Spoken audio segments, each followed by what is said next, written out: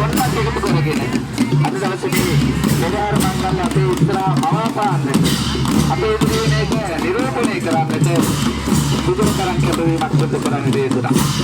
මේ දින ගණනාව මේ අවසාන දින ගණනාව සමහරවිට හරියට කුසක ආහාරයක් දෙන්නේ.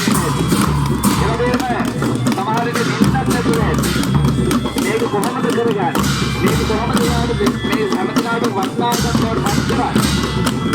එන්න මේ දෙවැනි කර්තව්‍ය ඔබේ තමයි අපේ මාර්ගයෙන් ලැබෙන්නේ. ඒ නිසා ඔබ සතුටුයි.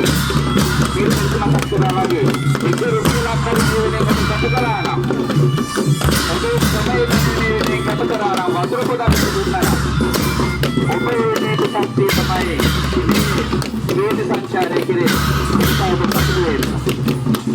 අන්තයේ මේ විතරයි වාස්ත්‍රාවන් සාධිත මාර්ගය උදකරා ගන්නට ඔබේ ශක්තිය ඔබට ආශිර්වාදයක් වේවා කියලා ප්‍රාර්ථනා කරනවා.